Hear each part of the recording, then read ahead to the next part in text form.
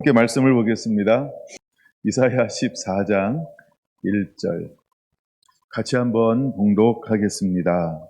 여호와께서 야곱을 긍휼히 여기시며 이스라엘을 다시 택하여 그들의 땅에 두시리니 나그네 된 자가 야곱 족속과 연합하여 그들에게 예속될 것이며. 아멘. 자, 오늘은 이사야 7번째 시간입니다. 제목은 하나님의 헌신적인 깊은 사랑, 이런 제목으로 함께 은혜를 다루고자 합니다. 하나님의 헌신적인 깊은 사랑. 우리가 이사야서를 보면서 어쩌면 지금 일어나고 있는 하마스와 이스라엘과 하마스의 이런 작은 국지 전쟁을 통해서 어쩌면 이사야가 더 많이 다가올 수 있습니다. 또 그런 은혜들이 임하게 되기 원합니다. 특별히 이스라엘에서 일어나고 있는 뉴스는 여러분들이 다각도로 이렇게 한번 살펴보시면 좋습니다. 왜냐하면 지구의 중심이 어딜까? 미국이 아닙니다. 영국도 아닙니다. 물론 한국도 아닙니다. 중심은 이스라엘입니다. 그래서 미국에서 가장 탑으로 다루는 뉴스는 어느 나라 뉴스일까요? 이스라엘을 중심으로 한 중동에서 일어나는 뉴스들이 언제나 탑입니다. 왜냐하면 그들은 배후에 어떤 사상, 정신이 있냐면, 가치관이 있냐면 이스라엘 중심 사상, 즉 기독교는 이스라엘을 바탕으로 한 사상 위에 세워진 것을 보여주고 있기 때문에 미국의 탑 뉴스는 언제나 이스라엘을 중심으로 해서 일어나고 있는 사건, 사고들, 또 일어나는 일들을 탑 뉴스로 다룹니다. 어떤 정치 변화라든가 어떤 그 시시때때로 변화되는 이런 것들이 언제나 미국인들에게는 초미의 관심사이죠. 그래서 우리가 이제 우크라이나하고 러시아하고 일어나는 전쟁은 약간 이렇게 사이드에 있는 것처럼 보여요. 근데 이스라엘에서 일어나고 있는 일들은 크고 작은 모든 것들이 우리에게는 초미의 관심이 되어야 한다는 겁니다. 그런 의미에서 여러분들이 관심을 한번 가져주시기를 바라고, 우리가 이사야서를 읽어나갈 때 1장에서 39장까지는 이제 하나님께서 이스라엘을 중심으로 한 주변 국들을 어떻게 하나님께서 심판하고 다스리고 또 함께 이끌어갈 것인가라고 하는 이런 뉴스 이런 것들을 다루고 있습니다. 예를 들어서 하나님께서 블레셋을 어떻게 할 것이냐 14장, 모압을 어떻게 할 것이냐 오늘 15장, 16장, 그 다음에 아람, 에돔은 어떻게 할 것이냐 21장, 아라비아 21장, 그 다음에 바빌론에 관해서는 여러 개 기록되어져 있어요. 이사야 13장이나 14장에 또 저 뒤에 가면 더 따로 이렇게 36장, 39장에 바벨론 특별히 다루고 있습니다. 제가 지난 시간에 바벨론을 성경에서는 뭐라고 말씀하고 있는가 이런 부분들을 좀 보여드렸어요. 일단 우리가 성경을 보고 그 다음에 사회를 읽을 때 우리가 기독교적 가치관, 하나님의 관점으로 바라볼 수 있기 때문입니다. 특별히 바벨론은 요한계시록에 말하고 있는 것처럼 어둠의 영들이 모이는 곳, 사탄이 모이는 곳, 흑암의 영들이 모이는 곳이 바벨론이라는 것입니다. 근데 바벨론은 뭘 상징하냐 하면, 오늘 우리가 나눌 이 부분을 제가 오늘은 타치하지는 않을 겁니다만 이사야 14장 12절부터 보여주는 것은 무엇을 보여주고 있냐 하면 타락한 천사를 보여주고 있습니다. 우리는 타락한 천사의 이름을 루시퍼라고 이야기하죠. 그래서 루시퍼 혼자만 쫓겨난 것이 아니고요. 그를 따르는 함께 천사들도 그룹이 함께 떨어져 나간 거예요. 그러니까 우리가 맹주가 혼자 죽이는 게 아니고 그 세력 자체를 멸하는 거죠. 그런 것처럼 루시퍼가 타락함을 통해서 그를 추종하고 따르는 그 천사의 무리들이 있었어요. 함께 쫓김을 당했다라고 하는 겁니다.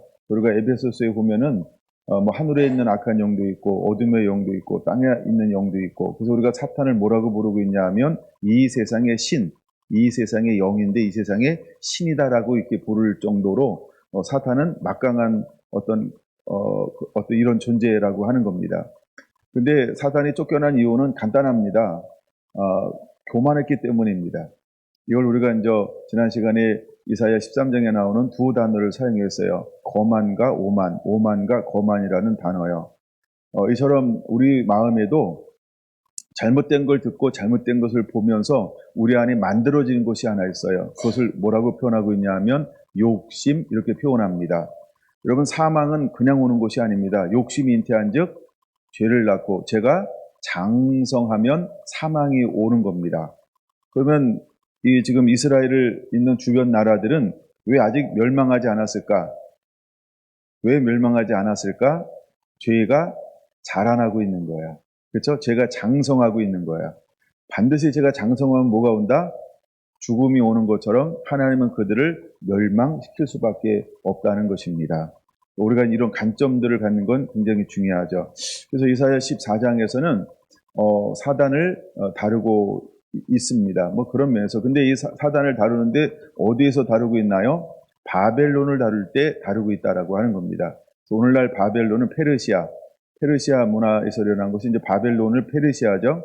근데 오늘날은 그 땅을 차지하고 있는 나라가 어떤 나라입니까? 저기 나라 보이나요? 안 보여도 보여야 되는데 이란이라고 우리가 이야기합니다. 그래서 이란은 언제나 이거 뉴스가 나올 때 하나의 그 핵심이 되어야 합니다. 근데 이란이 일어날 때 어디가 일어나는가? 하여간 우리가 이제 이슬람 그러면 온건파가 있고 약간 이렇게 급진적인 파들이 있어요. 근데 그 중에 가장 강력한 급진적인 어떤 이런 것을 가지고 있는 게 이란을 중심으로 한 이런 나라들입니다. 이제 이런 것들을 우리가 한번 정세로 분석해 볼 필요도 있다는 겁니다. 여러분들 그것은 많은 여러분들 뉴스를 통해서 좀 접해 보시고 또 한번 관심을 반드시 가져야 할 겁니다. 그래서 이제 바벨론의 멸망에 대해서 이사야서는 다루고, 그 다음에 아수르가 멸망할 것을 다루고 있습니다. 아직 아수르에 의해서 북이스라엘이 멸망당하지 않았어요. 그리고 아직 바벨론은 일어나지도 않았어요.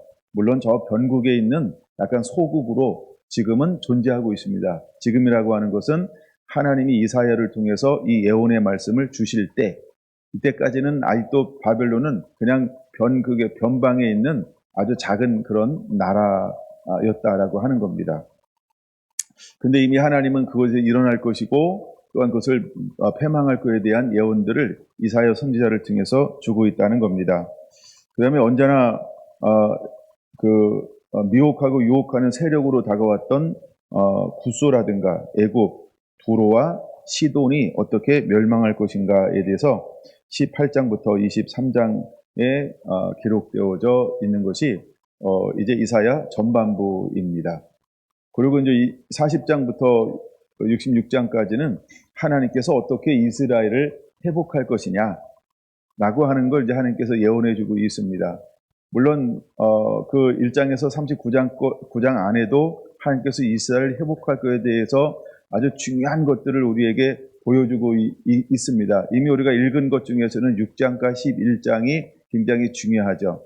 1장은 이사야를 시작하는 장이기 때문에 중요하고 11장은 이제 하나님께서 이새를 통하여, 그러니까 이새가 굉장히 중요한 거죠. 제가 한번 이새도 나눌까 준비는 좀 해놨는데 이제 시간이 그래서 이새가 굉장히 중요한 거죠. 왜 하나님은 이새를 중요시 받냐는 거예요. 그리고 다윗을 시작할 때 하나님은 누굴 통해서 시작해요? 이새를 통하여 시작한다는 거예요. 물론 그 전에 룻이 있습니다. 보아스도 있고. 근데 이새를 통하여 하나님께서 누굴 보냐 하면 다윗을 보는 거예요. 그래서 이새에서 뭐가 날 것이다? 한 싹이 날 것이다 라고 하는 겁니다. 이새는 굉장히 작은 집안이었고 그렇게 그 당시 그냥 뭐랄까 이렇게 그냥 이름도 없이 빛도 없이 평범하게 살고 있는 유다 자손의 한 사람, 이 정도로 우리가 보아야 할 것입니다. 근데 그 가정에 누가 태어날 것이냐 하면 다윗이라는 한 사람이 태어난다는 겁니다. 물론 제가 다윗을 몇 번 다루었기 때문에 여러분들이 익숙할 거예요. 여러분, 다윗이 태어날 때 건강한 가정에서 태어난 것이 아니고 다윗에게는 역기능적 가정에서 태어났다라고 하는 겁니다. 근데 역기능을 가지고 있음에도 불구하고 그는 어떻게 자라났다? 그 모든 새 속에 물든 것이 아니고 삐뚤어 나가고 어긋난 게 아니고요. 예, 한마디로 이렇게 뭐 노란 물 들이고 뭐 이렇게 뭐 날개 달린 아이로 자라난 게 아니고, 그죠? 하나님을 추구하고 하나님 앞에 바르게 선, 그래서 하나님을 전적으로 의지하고 신뢰하는 믿음의 아들로, 믿음의 사람으로, 믿음의 자녀로 자라나고 있다는 것입니다. 그래서 하나님께서는 무엇을 우리를 통하여 언제나 보시냐 하면 내 마음의 가치관이 뭘 가지고 있냐는 거예요. 내 중심이 어떤 걸 품고 있냐. 하나님은 늘 이거를 본다라고 하는 겁니다. 그러니까 가치관이 굉장히 중요합니다. 생각이 굉장히 중요한 거예요. 마음속에 뭘 품고 있냐가 너무너무 중요하다는 걸 하나님이 우리에게 오늘도 보여주고 있는 것입니다. 마지막 때도 주님께 들어 쓰시고 강력한 하나님의 영광의 그릇들은 하나같이 어떤 사람일까? 그 마음의 중심이 한결같은 거예요. 내가 없고 오직 하나님만을 의지하는 거죠. 나 연약함, 나의 부족함을 알고 전적으로 자기를 바라보는 게 아니고 내게 능력 주신 자 내가 모든 것을 할 수 있느니라 라고 말씀하시는 하나님을 바라보는 사람들이라는 거예요. 그래서 다윗이 중요한 건 뭐냐면 내 능과 힘으로 하는 것이 아니고 거기서 여호와야 하고 주님을 부르는 거예요. 주님을 찾는 거예요. 그럴 때 주님은 그에게 어떤 은혜를 베풀어 주셨어요? 도우심으로 다가와 주시는 것이죠.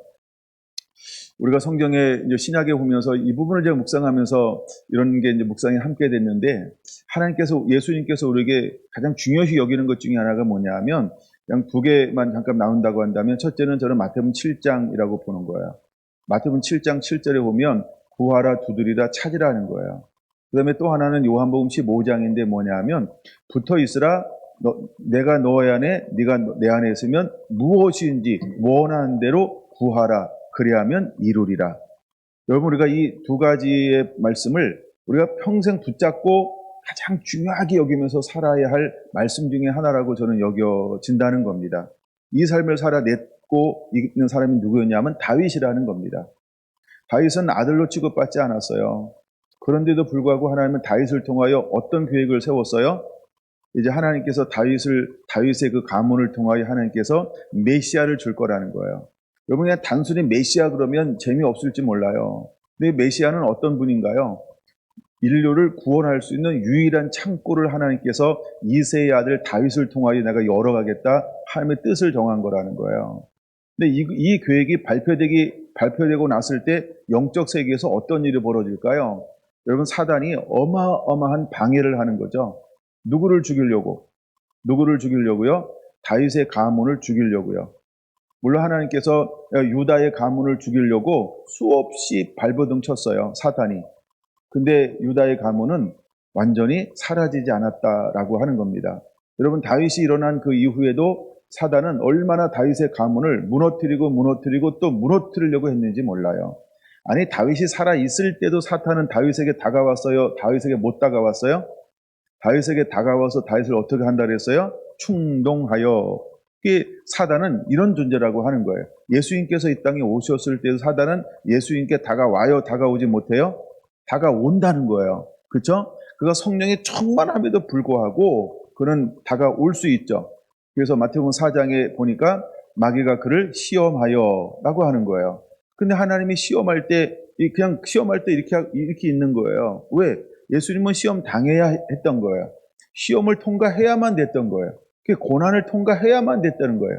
그러니까 하나님의 도우심만 가지고 되는 것이 아니라 너희 안에 있는 너의 의지, 내가 스스로 이것을 이겨내라. 그리고 내가 스스로 원해서 자원해서 나를 부르라는 거예요. 하나님을. 여호와를 부르라는 거예요. 그럴 때 여호와 하나님이 합법성을 가지고 도울 수 있다는 거예요. 예. 그래야 예수님은 예수님의 길과 예수님에게 주어진 사역을 감당할 수 있는 거예요. 이게 최고 클라이막스가 부분이 겟세마네 동산입니다. 예수님께서 기도하러 올라가시잖아요. 근데 하나님은 그에게 뭘 요구하는 거예요? 이 잔을 마시라.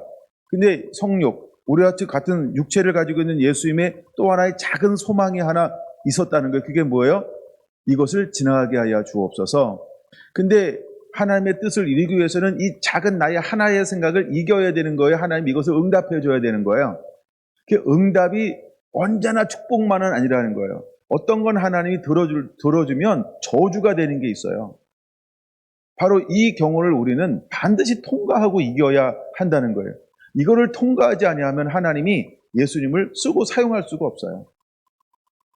그래서 나의 원대로 마옵시고 아버지의 원대로 되기를 원하나이다 라고 하면서 하나님이 힘쓰고 애쓰는 것이 아니고 이 땅에 있는 우리처럼 성경을 읽고 있는 예수님이 그쵸? 3번씩 올라가서 기도하는데 힘쓰고 애써 기도하는데 이 땅구멍에서 핏방울이 떨어지도록 그런 힘쓰고 애써 더욱 힘써 기도해야만 이길 수 있었던 이런 길을 통과해야만 한다는 거죠. 그리고 마지막 우리도 전부 이런 믿음이 있어야 한다는 거예요. 근데 하나님께서 다윗이라고 한 사람을 하나 부르는 게 이제 이사야 11장에 이제 계속해서 하나님이 우리에게 보여주고 있는 겁니다. 그리고 나서 다윗을 통하여 하나님께서 어떻게 하실 것인가라고 하는 구체적으로 보여주고 있는 것이 이제 40장 이후부터 66장까지 쭉 보여주고 있는 거예요. 그래서 여러분, 우리 성결한 성도 한 분 한 분들이 정말 이 시대를 읽어내고 우리가 그렇게 다윗처럼 이 한 세대를 돌파해서 정말 신랑 되신 예수님을 맞이할 수 있는 그런 영적인 단장함이 우리 안에 그대로 예쁘고 아름답게 아주 근사하게 만들어지고 이루어지는 그런 은혜의 삶을 누리게 되기를 예수님의 이름으로 부탁을 드립니다. 이사야에서는 그런 의미에서 굉장히 중요한 책이라고 하는 겁니다. 여러분, 이사야서를 통해서 그런 깊은 은혜를 누리게 되길 바랍니다. 저는 오늘 이사야서를 통해서 14장 1절 한 절을 통해서 은혜를 나누고자 합니다. 제가 1절을 읽을 때 너무 놀라운 아버지의 마음을 거기서 보았습니다. 크게 3가지를 보았는데 하나님은 이스라엘을 사랑한다는 겁니다. 근데 어떻게 사랑하시냐 하면 첫째, 그를 긍휼히 여기시옵소서, 긍휼히 여겼다라는 겁니다. 이 긍휼이라는 단어가 굉장히 중요한 단어인데 좀 이따 한번 살펴볼 거고, 두 번째는 뭐냐 하면 다시 하나님께서 택하실 것이다 이렇게 말하고 있어요. 처음에 택했어요. 신명기 7장에서. 근데 또다시 택하겠다는 거예요. 물론 창세기 12장 1절에서 택했다 이렇게 볼 수 있고, 물론 창세기 아담부터 택하였죠. 그 다음에 또 아담부터 택하였어요. 근데 또다시 아브라함부터 또 하나님을 택하고 있어요. 근데 하나님이 또다시 그들을 택하겠다는 거예요. 근데 여기서 또 다시라는 말은 무슨 말이냐 하면 이제 아수르에 의해서 북이스라엘이 이미 전부 멸망당했어요. 그 다음에 230년이 지나고 난 다음에 또 바벨론에 의해서 유다가 폐허가 돼 버렸어요. 그래서 이 땅은 공동, 그러니까 쉬는 땅이 되었단 말이에요.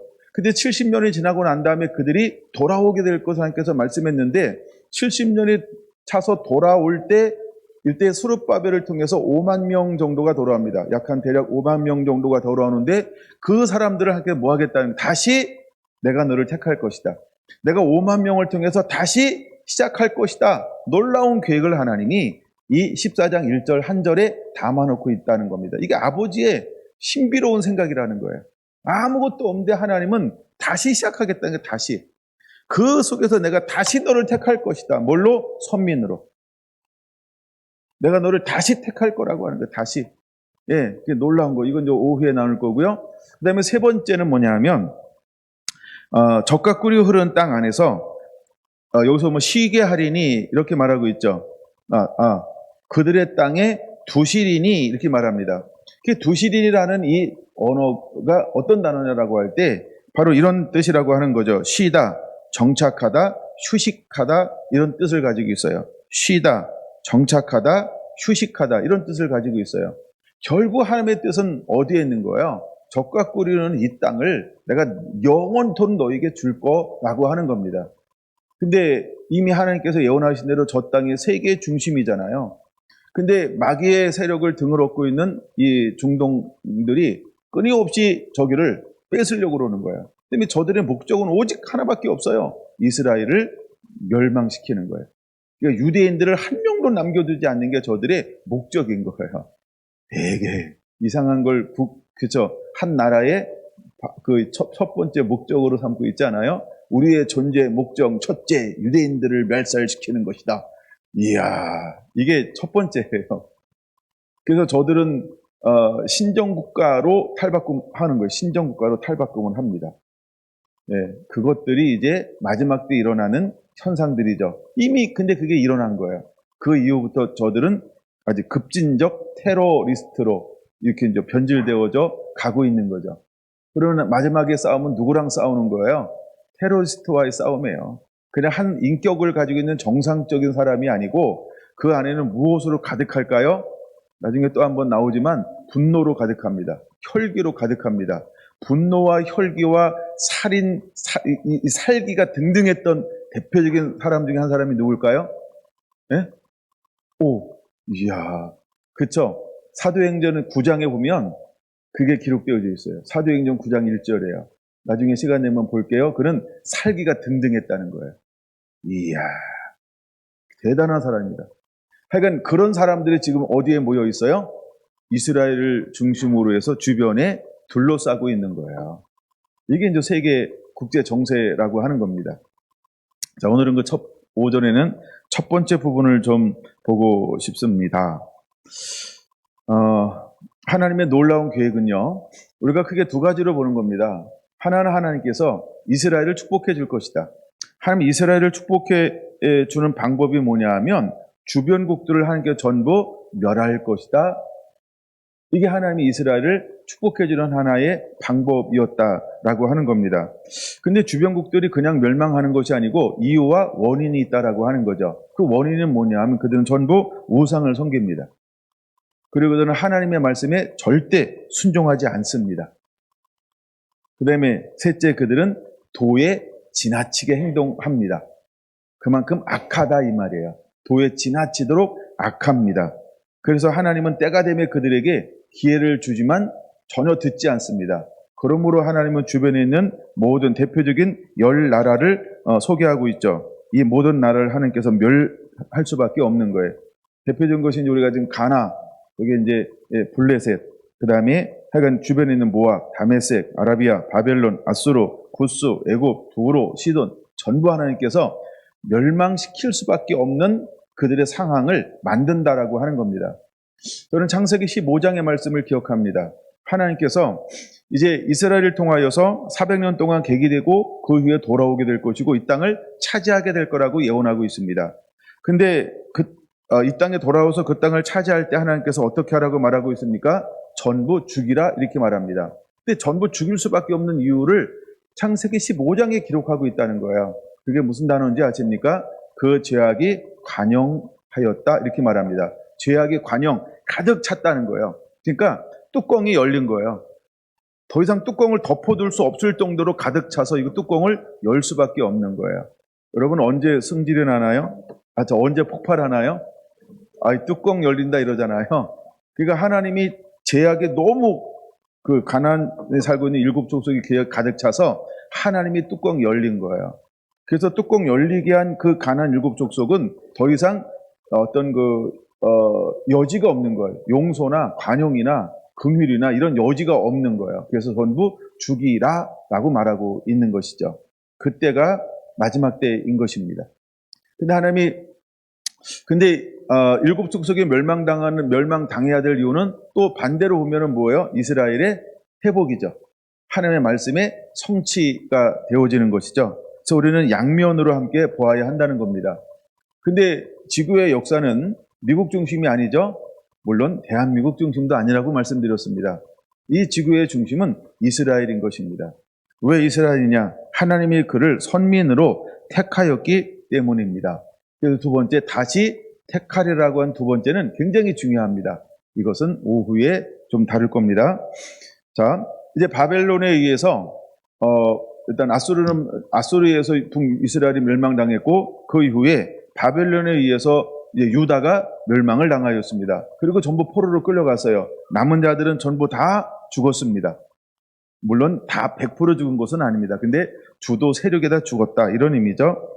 자, 그 다음에 이제 70년이 찬 다음에 1차 회복이 되기 시작합니다. 하나님의 예언의 말씀이 성취가 되어지고 있는 것이죠.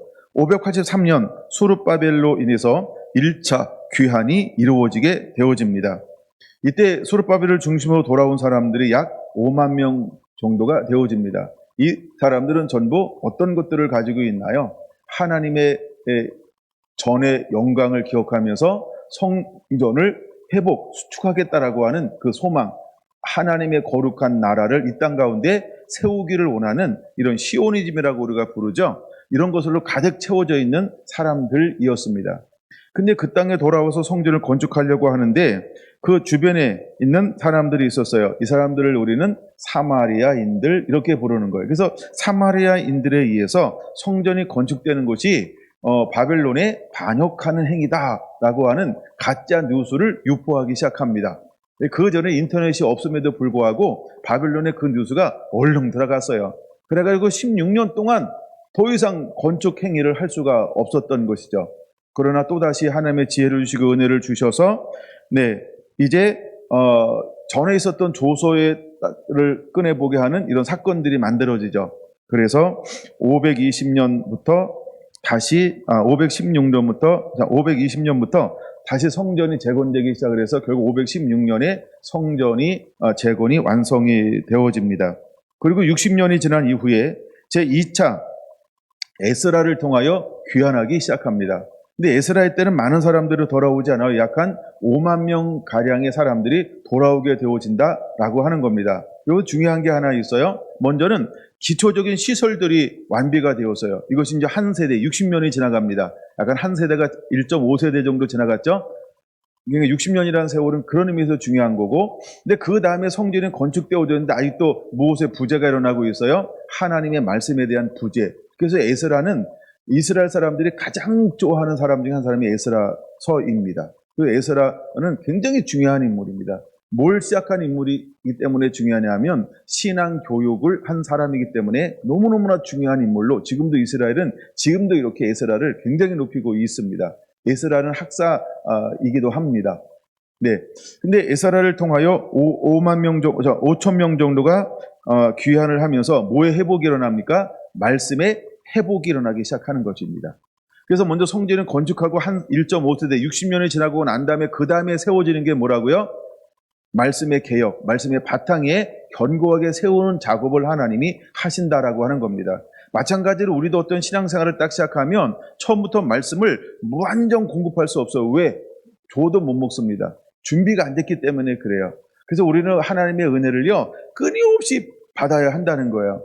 제가 이런 얘기를 한번 하고 있습니다. 우리 사랑이 제일 어리니까 이제 사랑이한테 하루에 밥을 먹기 위해서 이렇게 상을 한 3개 정도 차려줬다. 진성찬. 그러면 사랑이가 우와 좋아 내가 다 좋아하는 거네 하고 시작을 합니다. 얼마나 먹을까요? 양껏만 먹습니다. 남는 게 더 많이 남겠죠. 마찬가지라는 거예요. 하나님도 우리가 성장하지 않으면 아무리 주옥 같은 말씀을 한꺼번에 다 공급해도 내가 먹을 수 있는 것은 한계가 있다. 그러면 이 나중에 차려놓은 걸 다 먹었다. 이것은 어떤 의미가 있나요? 자라났다, 성장했다 이런 의미가 있어요. 우리가 어떤 자라나서 먹을 수 있는 그 어떤 이 조건을 갖춰야 무엇이 펼쳐지는 거예요? 말씀이요. 그래서 60년이라는 시즌은 그런 시즌을 하나님이 허용하는 거예요. 60년 동안 그들은 뭘 해야 됐을까요? 잔뼈가 굵어지는 거예요. 모든 환란도, 그다음에 주변 세력과 관계도, 그다음에 땅도 회복하는 이런 세대를 보내는 거예요. 그리고 난 다음에 그들은 뭘 필요로 할까요? 드디어 말씀을 필요로 하는 거죠. 그때 말씀을 필요로 한다는 건 뭐냐 하면 말씀을 그때 막 나누고 가르치면요. 이게 이거구나. 우리가 몰랐구나. 이거 그때는요. 막 그 말씀이 꿀송이처럼 단 거예요. 그 내 몸에 실제로 영향이 되어지는 거예요. 내 몸에 막 필요한 걸 막 에스라를 통해서 하나님께서 나누어 주기 시작하는 거예요. 이걸 우리는 개혁이다라고 보는 겁니다. 하나님께서 순차적으로 우리에게 역사해 주시고 은혜를 주셔야 우리가 균형 감각이 있는 건강한 하나님의 사람이 되는 것입니다. 자, 그런 다음에 얼마가 지났을까? 13년이 지나고 났을 때 제3차 귀환이 일어납니다. 근데 첫 번째는 성전을 건축했어요. 그다음에 두 번째 60년이 지나고 난 다음에는 말씀의 개혁이 운동이 일어났어요. 근데 세 번째 느헤미야가 와서 하는 것은 어떤 걸 하고 있나요? 우리가 잘 아는 것처럼 성벽을 재건하는 겁니다. 그래서 하나님은 한 번에 다 하게 하지 않았습니다. 1차, 2차, 3차 귀환을 통하여서 무엇을 하게 합니까? 내부적인 사람이 아닌 외부에서 들어와서 뭘 지금 진행하고 있어요? 처음에 스룹바벨은 토대를 쌓는 거죠. 무너졌던 거, 항폐했던 거, 항무했던 거. 이 70년 동안 전부 다 항폐했잖아요. 위에 돌 하나도 남기지 않도록 막 전부 무너졌어요. 사람도 전부 없어요. 그래서 막 들짐승들이 막 이렇게 있고 막 이런 땅이 돼서 60년 동안 그 땅을 갈고 닦게 만들었어요. 그런 다음에 성전을 짓고 그 다음에 이제 다시 와서 뭘 하고 있는 거냐면 말씀의 토대를 놓기 시작을 하는 겁니다. 말씀의 토대를 놓기 시작하다가 10여 년이 지나고 난 다음에 드디어 성벽이 무너졌다는 소식을 너무 슬퍼하는 한 사람이 있었어요. 이 사람이 느헤미야라는 겁니다. 그 느헤미야를 통하여 하나님은 성벽을 건축할 수 있는 이런 은혜와 은총을 얻게 만드는 거죠. 그러나 또다시 느헤미야가 와서 하는 것이 뭐냐 하면 개혁을 시작하고 있다라는 겁니다. 끊임없이 우리는 개혁이 되어져야 하고 이렇게 변화가 되어져야 한다는 것을 보여주고 있는 것입니다. 이것을 전체적으로 보여주고 있는 것이 이사야서라고 하는 것입니다. 근데 하나님께서 이제 14장 1절에 여호와께서 야곱을 긍휼히 여기시며 라고 말하고 있습니다. 근데 이스라엘 성경 우리가 이제 언어에 가면은 여호와께서라고 하는 그 말에 이런 단어가 하나 들어갔다는 거죠. 왜냐하면, 한국말로 말하면 왜냐하면 여호와께서 야곱을 긍휼히 여기시며, 저는 왜냐하면이라는 말을 하나 앞에다가 이렇게 적어 놓으시면 되겠습니다. 왜 하나님께서 바벨론을 멸망시키는 이유가 뭐냐 하면 하나님이 이스라엘을 회복시키기 위함이다. 아버지 마음을 이렇게 보여주고 있다라고 하는 겁니다. 왜 바벨론이 멸망을 당해야 할까? 바벨론의 멸망은 이스라엘의 회복이기 때문입니다. 그래서 그 이유를 설명하는 거죠. 뭐뭐 때문에라고 하는 것처럼 왜냐하면 여호와께서 야곱을 긍휼히 여기시며 이스라엘을 다시 택하여 그들의 땅에 두시리니 나그네 된 자가 야곱 족속과 연합하여 그들에게 예속될 것이며, 뭐 나그네 된 자들이 크게 두 가지 종류가 있죠. 하나는 사마리아인들, 또 하나는 실제로 이방인들을 말합니다. 근데 그들이 함께 예속, 하나가 될 것을 보여주고 있죠. 그러니까 이스라엘도 우리가 뭐 정통이라고 할 때, 우리가 한민족 그럴 때 우리는 피가 하나다 이렇게 말하지만 우리는 이미 외세 침략을 수십 번 당하였잖아요. 정말 우리는 피가 하나일까요? 예, 그쵸. 여기서는 다 아무도 얘기 안 하는 것 보면은 피가 섞였다 뭐 이런 거죠. 혼혈이라 하는 거예요.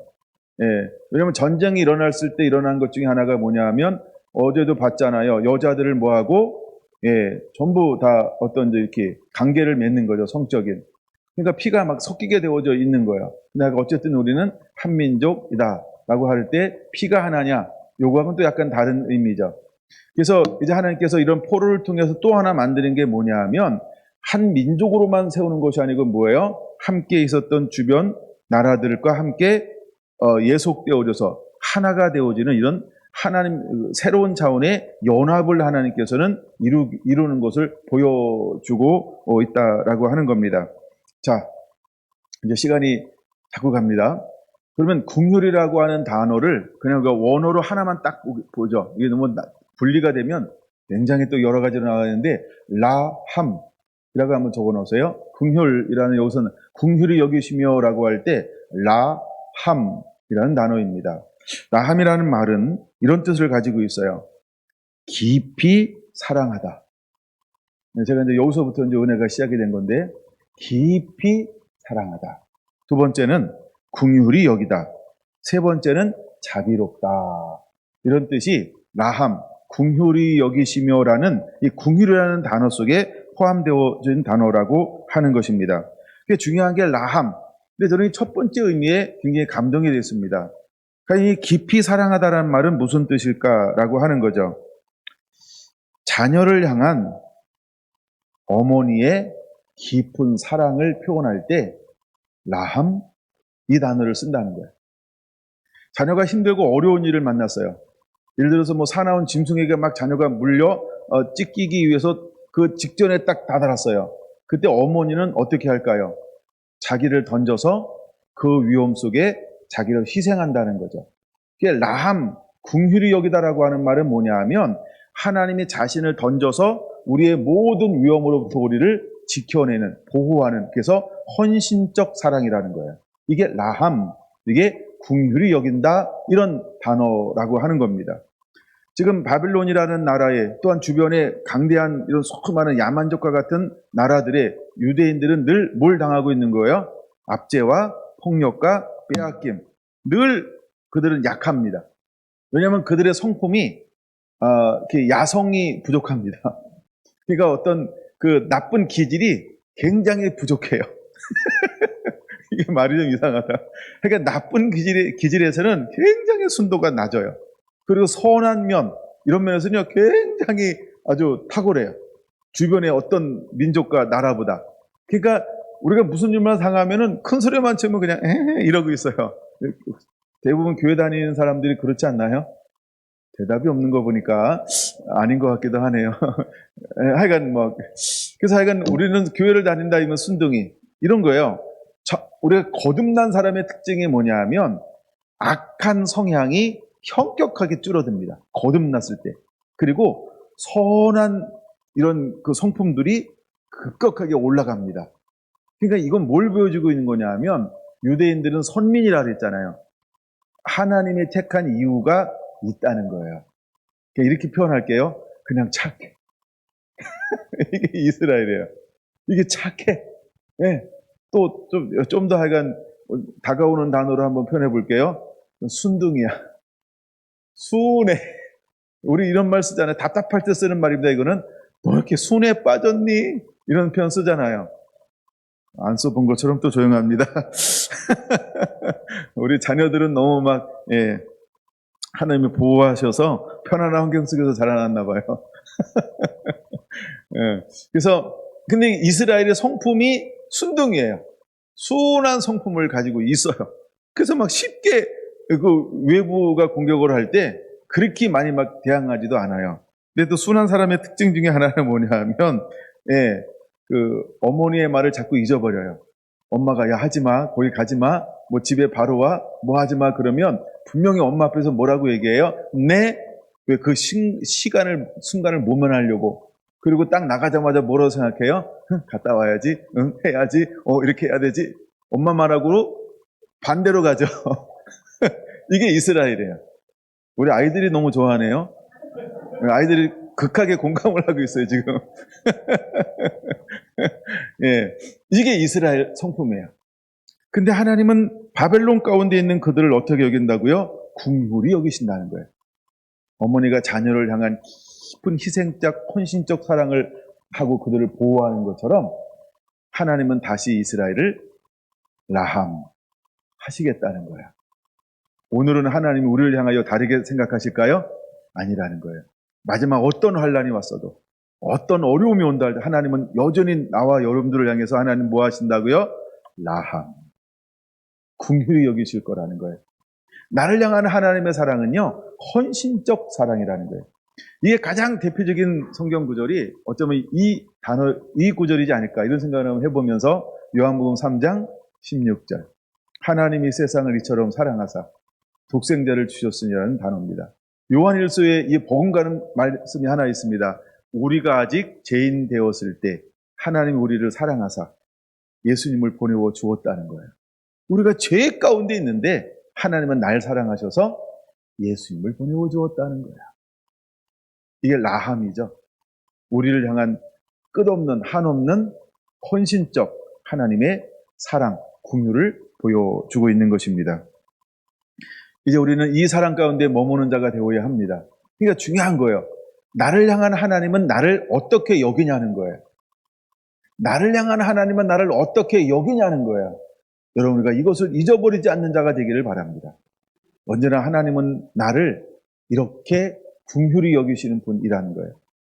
어떤 환경과 어떤 상황 속에서도 나를 향한 아버지의 마음은 헌신적 사랑이라는 거예요. 여러분, 이 사랑 안에 머무는 자가 되기를 축원합니다. 이 사랑 안에서 자유함을 누리게 되기를 예수님의 이름으로 축원합니다. 그러면 살짝 살펴보겠습니다. 이사야 1장으로 넘어가 보려고 합니다. 하나님이 어떠함에도 불구하고 사랑해 주었을까? 이사야 1장 2절에서 4절입니다. 하늘이여 들으라, 땅이여 귀를 기울이라. 여호와께서 말씀하시기를 내가 자식을 양육하였거늘 그들이 나를 거역하였도다. 소는 그 임자를 알고 나귀는 그 주인의 구유를 알건만은 이스라엘은 알지 못하고 나의 백성은 깨닫지 못하는도다 하였도다. 슬프다 범죄한 나라여, 허물진 백성이여, 행하게 종자여 행위가 부패한 자식이로다. 그들이 여호와를 버리며 이스라엘의 거룩하신 일을 만유리 여겨 멀리하고 물러갔도다. 그럼에도 불구하고 나를 사랑해 주시는 하나님, 이게 긍휼히 여기시는 하나님이라는 거예요. 그럼에도 불구하고 하나님은 이스라엘 향하여 라함, 그들을 긍휼히 여기신다는 거예요. 여러분, 우리가 이 사실을 깨닫게 되기를 바랍니다. 이사야 1장 13절 14절 같이 한번 읽어보겠습니다. 헛된 재물에 다시 가져오지 말라. 분향은 내가 가증히 여기는 바여 월삭과 안식일과 대회로 모이는 것도 그러하니 성회와 아울러 악을 행하는 것을 내가 견디지 못하겠노라. 내 마음이 너희의 월삭과 정한 절규를 싫어하나니 그것이 내게 무거운 짐이라. 내가 지게 곤비하였느니라. 그럼에도 불구하고 하나님은 뭐 하시는 하나님? 그들을 사랑하시는 하나님. 그들의 예배가 실패했어요. 그들은 하나님을 잘못된 예배를 드리고 계속 하나님 너무나 괴롭혀요, 예배로. 그럼에도 불구하고 하나님은 그들을요, 긍휼히 여기시는 하나님, 사랑하는 하나님이시라는 것입니다. 18절 같이 한번 읽어보겠습니다. 여호와께서 말씀하시되 오라 우리가 서로 변론하자. 너희의 죄가 주홍 같을지라도 눈과 같이 희어질 것이요 진홍같이 붉을지라도 양털같이 희게 되리라. 우리가 죄 가운데 있습니다. 우상 숭배하고 불신하고 불순종하고 세상을 의지하고 말할 수 없는 죄인입니다.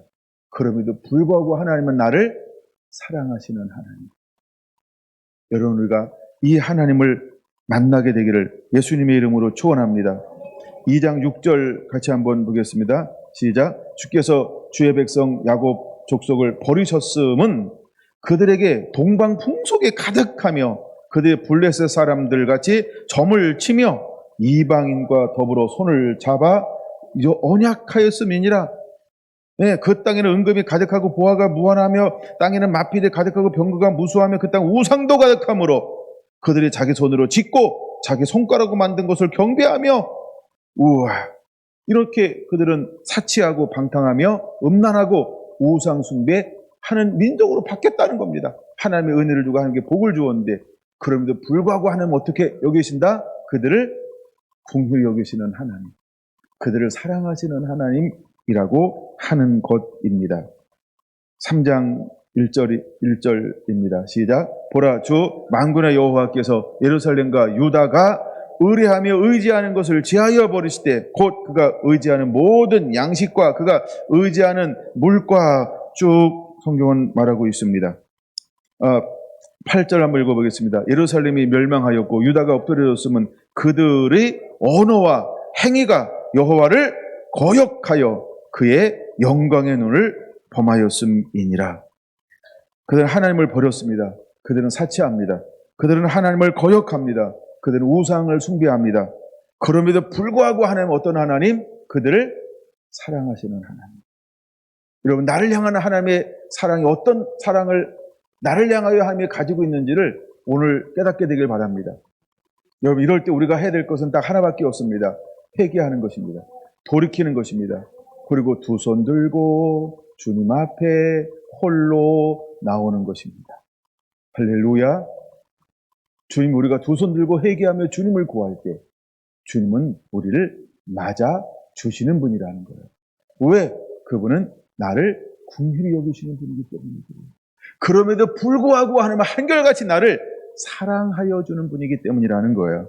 여러분, 이런 하나님을 만나게 되기를 예수님의 이름으로 축원합니다. 3장 16절 17절입니다. 여호와께서 또 말씀하시되 시온의 딸들이 교만하여 느린 목 정을 통하는 눈으로 다니며 아기작거려 걸으며 발로는 쟁쟁쟁거리며 소리를 낸다 하는도다. 이게 무슨 말인지 이해가 됐죠? 성적인 타락을 말하는 겁니다. 성적인 타락을 말하는 거예요. 소돔과 고모라처럼 성적으로 타락해버렸어요. 그럼에도 불구하고 하나님은 그들을 긍휼히 여기시는 하나님, 그들을 사랑하시는 하나님. 할렐루야. 여러분, 어떤 죄가 있다 할지라도 하나님 앞에 나오면 용서받지 못할 죄가 없습니다. 사랑하는 성도 여러분, 혼자 고민하지 마시고 주님 앞에 나와 토설하시기 바랍니다. 그는 미쁘시고 의로우사 우리가 우리의 죄를 자복하면 다 용서하신다고 말씀하시고 있습니다. 왜 그는 나를 용서하실 수 있는 분이 되실 수 있을까요? 나를 사랑하기 때문입니다. 여러분, 용서받지 못할 죄가 없습니다. 성령 해방죄 위에는 용서받지 못할 죄가 없어요. 여러분, 주님 앞에 나와 자백하면 다 용서하여 주십니다. 그는 우리를 한량없이 사랑하여 주시는 분입니다. 5장 2절 보겠습니다. 땅을 파서 돌을 제하고 극상품 포도나무를 심었도다. 그 중에 망대를 세웠고 또 그 안에 술통을 팠도다. 좋은 포도 몇 개를 바랐더니 들 포도를 맺었도다. 7절 같이 읽습니다. 무릇 만군의 여호와의 포도원은 이스라엘 족속이요 그가 기뻐하시는 나무는 유다 사람이라. 그들에게 정의를 바라셨더니 도리어 포악이요 그들의 공의를 바랐더니 도리어 부르짖음이었도다. 여기서 부르짖다라고 기도하는 게 아니고요, 나 억울해요, 나 속상해요, 왜 나만 가지고 그래요, 비명소리라는 거예요. 아우성소리, 원망, 불평, 불만, 짜증, 남 탓, 그 다음에 이런 것들 막 부르짖는 거예요. 하나님께서 어떤 나무를 심었어요? 좋은 포도나무. 뭘 맺기를 원했어요? 극상품 포도 맺기를 원했어요. 근데 그들은 어떤 걸 맺게 되었을까요? 들포도를 맺었어요. 쓸데없는 거, 쓸모없는 거, 효용가치 없는 거, 먹을 수 없는 거, 상품 가치가 없는 거, 사용할 수 없는 거, 이것도 저것도 아닌 그 맛. 그럼에도 불구하고 하나님은 이스라엘 어떻게 하신다? 라함. 사랑하시는 하나님. 긍휼히 여기시는 하나님이라는 거예요. 여러분, 지난날 우리가 어떤 열매를 맺었다 할지라도 하나님은 나를 어떻게 하시는 하나님? 라함. 긍휼히 여기시는 하나님. 여러분, 이 주님 앞에 나오시기를 바랍니다. 숨지 말고 도망가지 말고 침묵하지 말고. 많은 사람들이 숨어 있죠. 그리고 이것이 고백을 안 해요. 죄를 고백을 안 해요. 그냥 잊어버리기를 원하는 거예요. 잊어버리기를. 생각을 안 하기를 원해요. 이걸 회개하지 않습니다. 근데 하나님 앞에 그냥 주님, 나는 극상품 포도를 맺어야 되는 좋은 포도인데 들포도를 맺혔네요. 주여, 나를 용서하여 주옵소서. 그 한마디면 끝나는 거예요. 그 한마디면 내 마음에 자유함이 임하는 거예요. 우리는 그 말을 잘 못해요. 그 말하면 막 자존심 상할까봐. 그 말하면 막 내가 모든 게 무너질까봐 자기중심이라 그런 거예요. 그럴 수 있죠.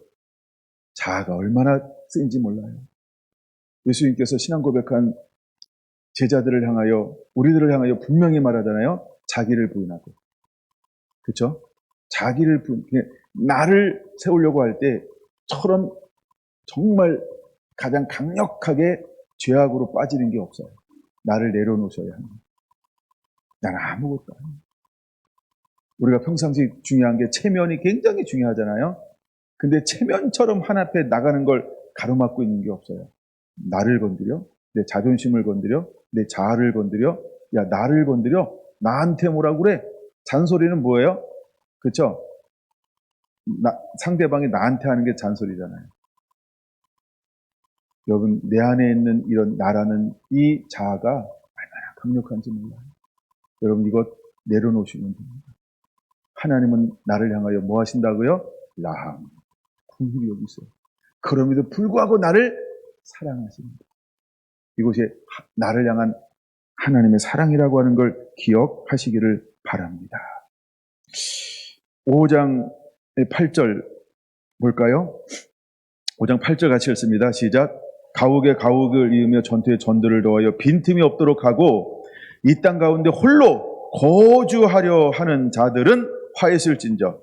자기만 아는 거예요. 자기 성을 쌓겠다는 자기 욕심, 이기적인 자기 사랑이요. 화있게 11절 시작. 아침에 일찍 일어나 독주를 마시며 밤에 깊도록 포도주를 취하는 자들은 화있을진저. 세상에 취하고 향락에 취하고, 그렇죠? 어떤 육체적인 쾌락을 추구하는 사람들 화있을진저.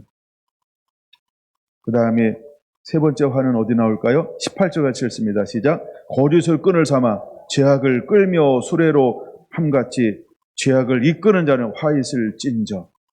자기도 죄 가운데 있는지 모르고 많은 사람들을 죄 가운데 함께 가자, 그래서 막 충동해서 함께 죄악의 길을 걸어가는 사람들이 있어요. 아주 열심히 있는 사람들이 있어요. 화 있을진저. 20절 같이 읽습니다. 악을 선하다 하며 선을 악하다 하며 흑암으로 강명을 사으며 강명으로 흑암을 사으며 쓴 것으로 단 것을 사으며 단 것으로 쓴 것을 삼는 자들은 화 있을진저. 속이는 자들이 겉모술수로 이익을 보려고 때로는 자기 망하지 않고 책임을 전가하려고 화 있을진저. 21절 같이 읽습니다. 스스로 지렵다 하며 스스로 명철하다 하는 자들은 화 있을진저. 나만 잘났대.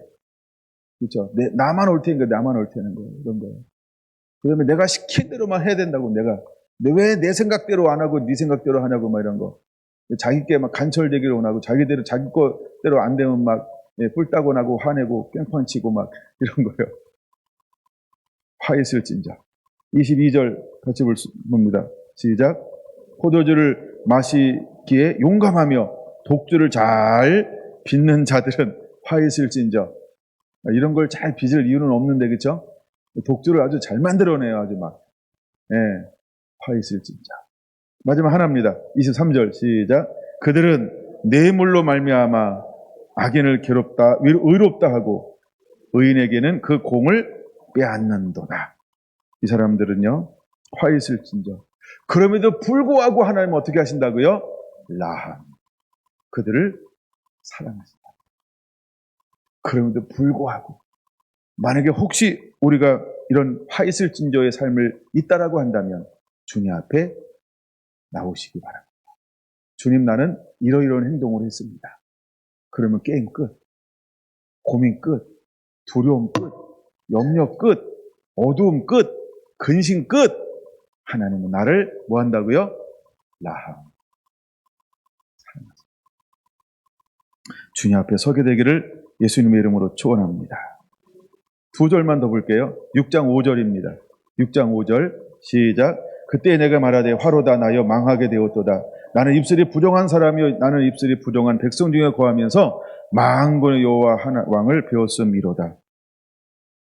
이사야가 살고 있는 사회는 어떤 사회였어요? 부정한 사회라는 거, 부정한 사회.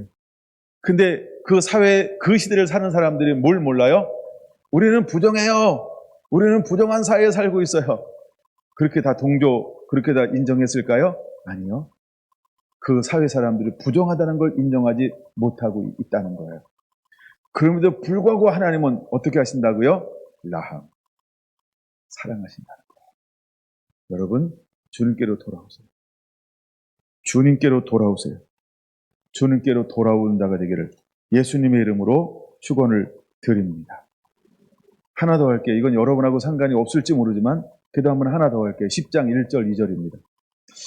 불의한 법령을 만들며 불의한 말을 기록하며 가난한 자를 불공평하게 판결하여 가난한 내 백성의 권리를 박탈하며 가부에게 토색하고 고아의 것을 약탈하는 자는 화 있을진저. 그럼에도 불구하고 하나님은 돌아오면 뭐 한다는 거예요? 라함. 긍휼력이 있겠다는 거예요.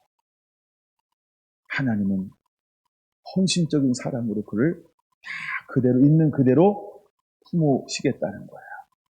사랑하는 여러분, 이 하나님의 긍휼하심을 어떤 환경에서도 잊지 않고 혼자 끙끙거리지 말고 주님 앞에 나와서 회개하시면 됩니다. 주님, 나는 죄인입니다. 주여 나를 용서하여 주시옵소서. 이 한마디만 하나님은 나를 향하여 뭐 하신다고요? 라함. 다 같이 한번 라함 해보실래요? 라함. 이렇게 팔도 한번 좀 품어주세요. 라함. 하나님은 우리 모두를 품는 분이라는 거예요. 할렐루야. 하나님은 우리를 라함 하시는 분이에요. 라함 하시는 분입니다. 자, 우리 함께 찬양 드리겠습니다.